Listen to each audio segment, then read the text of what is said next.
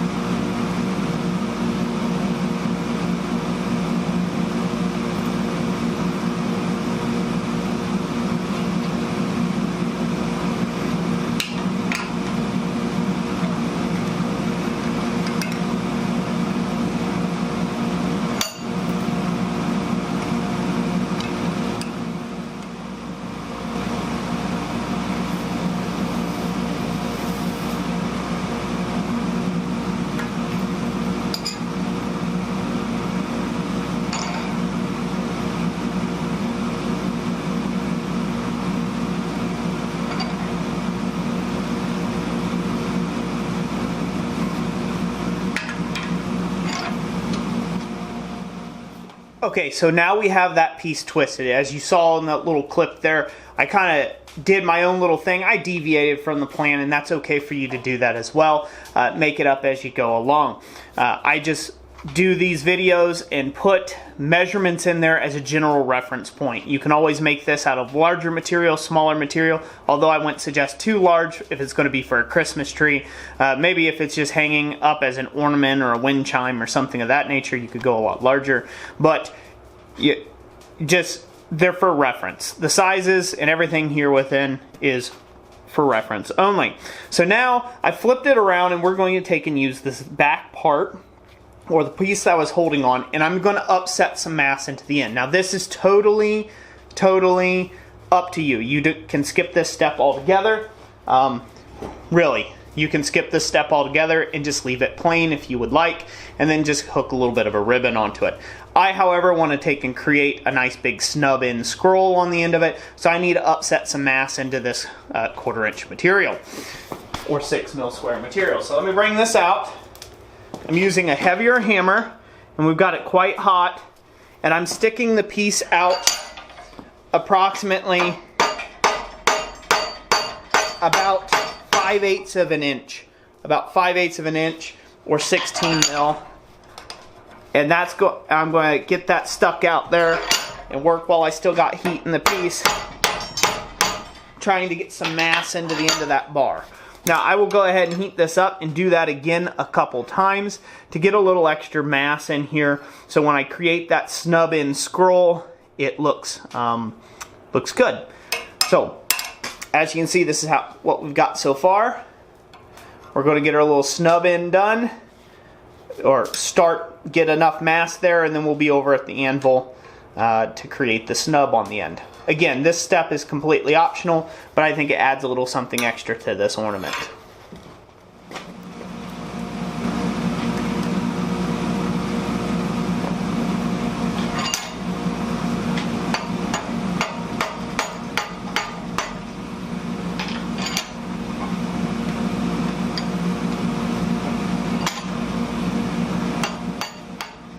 Okay, I now have enough material here into this snub that I'm going to flatten it in one direction, or one plane, and leave all that mass there spread in width.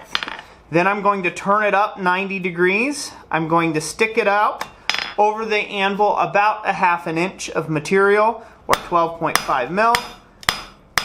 And I'm going to take and work in the shoulder for my snub.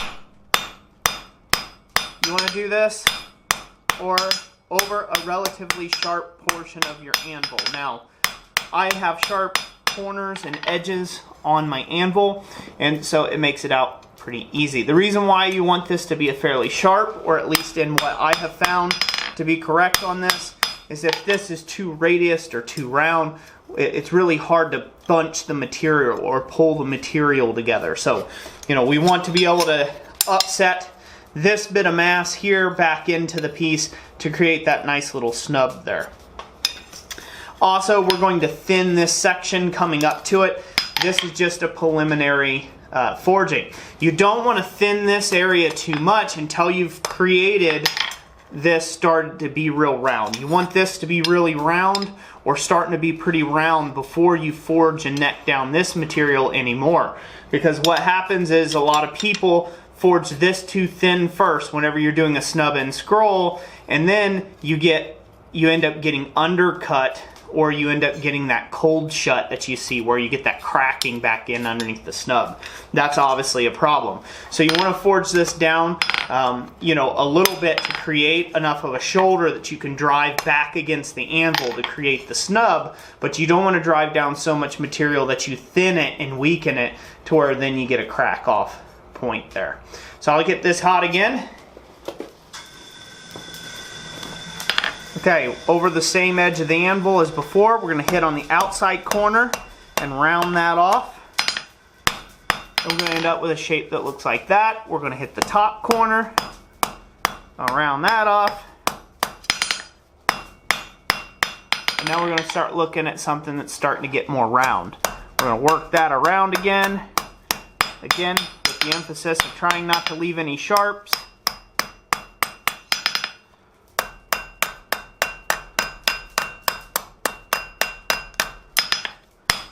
Again, this is where those really nice sharp corners on your anvil will really help out to take and bite into the material and support that snub as it's being created. So if you guys can see that. Now obviously you can keep dancing with this. I won't show this on video. I will keep dancing with this, making this thing a little bit more on the round side. You make it as perfect as you'd like it to be. I'm going to round it up a bit more, and then I'm going to thin down this section.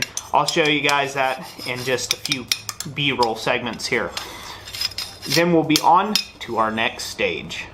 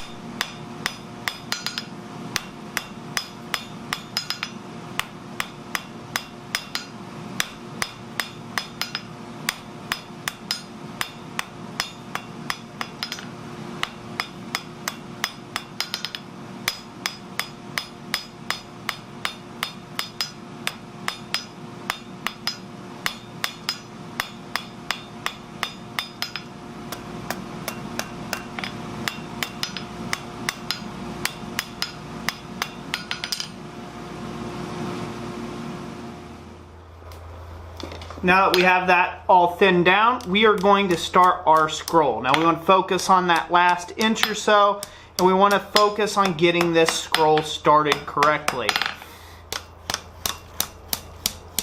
And then you want to continue to move on with scrolling it up the rest of the way.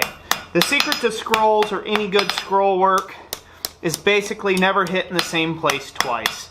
You want to control your heat, know where the piece is moving, and constantly be turning it back and forth. Again, there's a difference between forging and forming. Scroll work is forming. It's not forging. So you're trying to use your hammer as if you had the ability to grab a hold of this thing and just bend it, right? With your fingertips and mold it like some clay. But you can't do that because you have a big owie. So we don't want a big owie, right? No. We want to be able to take and not sear our fingers like hot dogs on a nice summer day, and we want to be able to move it with a hammer. That is a whole purpose of blacksmithing, if you will. Now we're going to continue to scroll that up just a bit more. Ideally, if I can, there's a big machinery going on outside. Hopefully it doesn't get too loud. I ideally like this to be pointed back at this scroll here.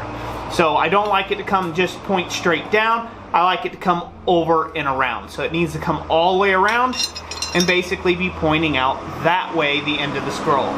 So I will be right back with you.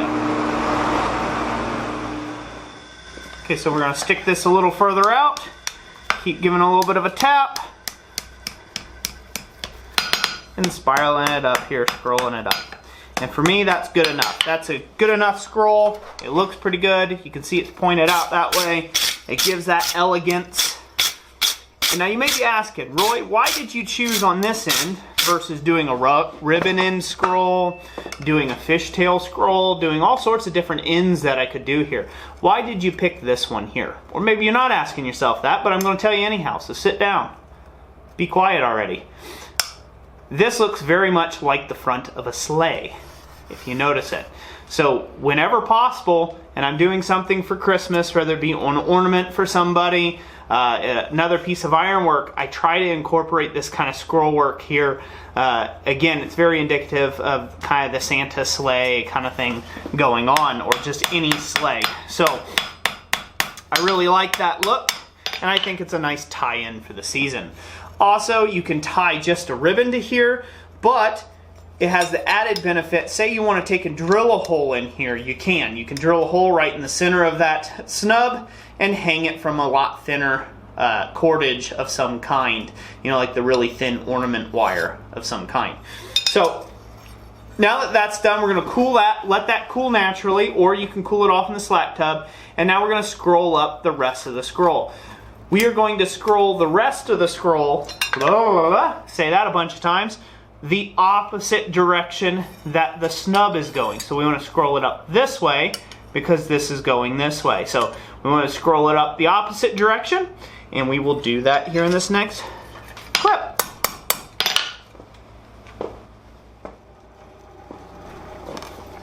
Just like the other one, we're going to start at the very tip, focusing on that last inch or 25 mil or so, and we're going to start our scroll. Now this is just kind of your ribbon end scroll, or what you would see as your kind of your classical scroll type. The only difference is now we're going to want to be cognizant of that twist that we put in there. We do not want to hammer on that twist if we can keep from it. So now that I've got that first part tipped out there very nicely, now I'm going to come back in with a wooden mallet. Hold on a second, let's let the tractor pass.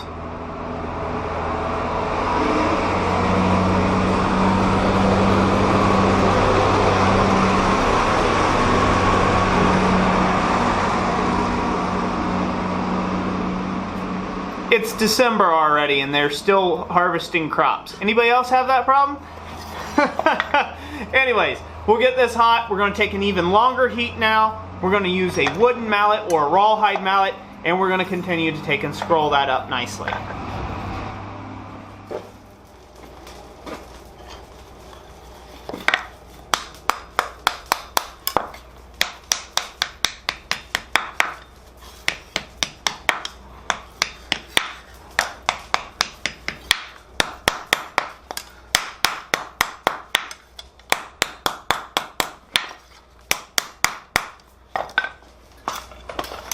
Now the same principles are going to apply working with a wooden mallet like you would with a hammer. Keep that hammer moving. Don't stop in one spot. And here it goes. It's starting. We will continue to scroll it.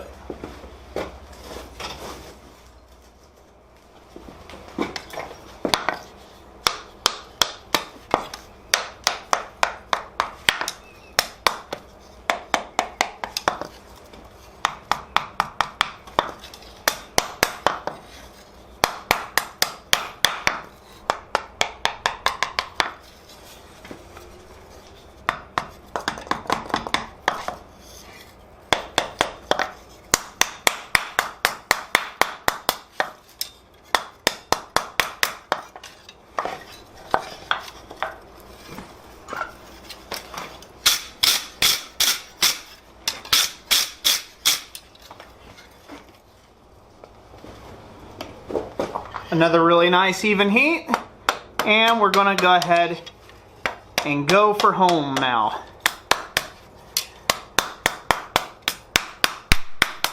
And you see this is a pretty decorative scroll.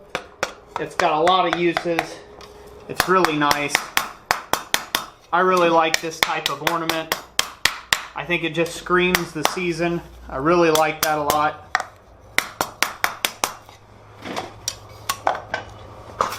As you can see, I'm not forging anything, I'm forming it.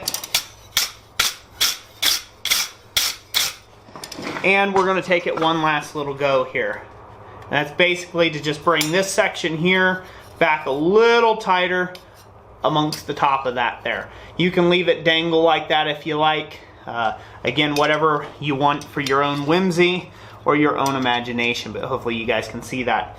This would just make a really nice scroll in any sort of ironwork that you may find yourself doing. Maybe a pair of bookends or something like that. Who knows, right? Sign bracket in that orientation would look pretty sick. There's a lot of uses a scroll is really one of the most versatile things that you can make. So it's good to learn them and how to do them early on, and just practice, practice, practice, practice, practice. So I'll get this heated up one more time, get in here, and get this scrolled out the rest of the direction, and get this scrolled out the rest of the way. Now I'm going to prove that as a blacksmith, you don't always have to hit things to still be considered a true blacksmith. Lord and behold, a real life magician, a master of steel. Alright, I'm just being goofy. I'm having a good time this Christmas, this holiday season, making these little projects for you all. I really hope you guys have been enjoying them too and have been finding value in them. And hopefully that they will help bless your family this season, or they will also maybe continue to take and help you with your finances as well, being able to make things like that. So after that's all said and done, now it's a black heat, we can take our brass brush and put it on all the highlights. Again, be careful to do too much of this. You just really want it to go on the edges. It looks best if it's just on the edges and not the whole piece has been brassed. It gives it more visual interest, in my opinion. You can do whatever you like. We're just going to brass the edges here. And there you have it. So for those of you that are maybe just joining us, or maybe you're just watching this, Jessica and I have, most of you already know this, Jessica and I have produced a little ebook called The Guide to 10 Hand-Forged Christmas Gifts. It is over on our website, blacksmithpdfs.com. It is that's a great resource, that site is, where you can take and purchase this ebook. It's got all the prices and things figured out on 10 different items. I'll put a link down in the description and about right here at the end of the video to a playlist that has all these different items in it, and so you can tell whether you want to take and do something like this for yourself to take and help support your own business, sell at craft fairs and things of that nature. If not, that's cool too. We would appreciate it if you give this a like and give this a share it around with your friends if you found this video helpful. So that's it for today. Thank you all for watching it. If you get a chance, leave me a comment what you thought, and share, like I said, share this video around with some friends. Jessica and I greatly appreciate that. Without further ado, I'm going to get back to smithing. You all have a blessed and Merry Christmas.